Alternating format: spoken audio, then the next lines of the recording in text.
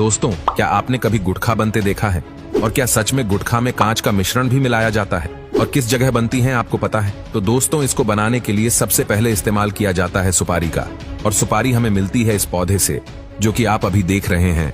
जी हाँ, यहाँ पर सुपारी की खेती की जाती है। इन छोटे छोटे पेड़ों पर सुपारी के फल लगते हैं और जब तक ये फल पक नहीं जाते तब तक इन्हें अच्छे से पाला पोसा जाता है। जब ये सुपारी का पौधा अच्छे से बड़ा हो जाता है, इसके फल को पौधे से अलग कर लिया जाता है। इसको भी अलग करने का प्रोसेस ठीक वैसा ही होता है। इसको आप पीट कर पेड़ से अलग किया जाता है। उसके बाद उसे कड़ी धूप में सूखने के लिए रख दिया जाता है। ऐसा करने की वजह ये होती है कि सुपारी के फल के अंदर जो नमी होती है वो निकल जाए और अच्छे से फल सूख जाए। जब यह सुपारी का फल सूख जाता है तब जाकर उसको महिलाओं के हवाले कर दिया जाता है, जो इस पल में से सुपारी का दाना निकालती है। आप देख सकते हैं कि कैसे महिलाएं अपने हाथों पर पट्टियां बांधकर इस फल में से उस दाने को निकाल रही है। वैसे तो ये काम बहुत ही तकनीक भरा है, जो कि जोखिम भरा भी है। तेज धार वाले हथियार की तरफ बिना देखे यह कैसे सुपारी को काटे जा रही है। अब इस सुपारी के दाने को बहुत ही गंदे और बेकार लाल रंग के केमिकल में उबाला जाएगा। ऐसा इसलिए किया जाता है क्योंकि कोई जब भी तंबाकू खाए तो उसका मुंह तंबाकू के रंग से लाल हो जाए। आपको बता दें कि इसको उबालने के लिए किसी और लकड़ी की नहीं बल्कि सुपारी की उस छाल का ही इस्तेमाल किया जाएगा जिससे ये निकला था। जब यह अच्छी तरह से केमिकल के साथ घुल मिल जाता है तब उसको सुखाने के लिए रख दिया जाता है। इसके बाद जब ये सूख जाता है तो उसके छोटे छोटे टुकड़े किए जाते हैं।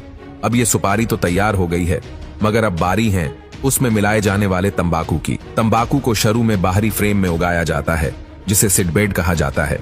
गर्म इलाकों में यह फ्रेम गीली घास या एक कपास की चादर से ढके होते हैं। 8 से 10 सप्ताह के बाद जब तंबाकू के पेड़ लगभग 10 इंच के हो जाते हैं तो इन्हें खेतों में शिफ्ट कर दिया जाता है। जैसे जैसे पौधे बढ़ते हैं उनके ऊपर का भाग काट दिया जाता है ताकि पत्तियां अच्छे से बड़ी हो जाए। इस प्रक्रिया को टोपिंग कहा जाता है। 90 से 120 दिन के बाद तंबाकू के पौधे कटाई के लायक हो जाते हैं। इसके बाद इन पत्तियों को फैक्ट्री में शिफ्ट किया जाता है, जहां पर इन्हें सुखाया जाता है, जिसको करने के लिए कृत्रिम गर्मी यानी कि आर्टिफिशियल हीट का इस्तेमाल किया जाता है। जब यह भूरे रंग की हो जाती है तो इन्हें अलग करके छोटे छोटे टुकड़ों में बांट दिया जाता है, जिससे ये असली तंबाकू के रूप में आ जाती है। और तंबाकू के अंदर कांच डाला जाता है। उसको डालने के लिए कांच की बोतल को मशीन के अंदर डाला जाता है और फिर मशीन उसको इतना बारीक पीस देती है कि ये एक पाउडर बन जाता है। इसको अगर आप अपने हाथ में उठाएंगे तो आपके हाथ को तो ये नहीं काटेगा, मगर हमारे मुंह के अंदर की स्किन थोड़ी सेंसिटिव होती है, इसलिए अगर कोई इसको तंबाकू के साथ चबाता है तो मुंह के अंदर से फट जाता है। और जब तंबाकू उस फटे हुए मुंह को लगता है तो हल्की सी जलन का एहसास होता है और इसके बाद तंबाकू का नशा और तेजी से चढ़ता है। इसके बाद सुपारी के मिश्रण और तंबाकू के पदार्थ को कथा पान मसाला के साथ एक कांच का पाउडर मिलाकर मशीन के अंदर डाल दिया जाता है।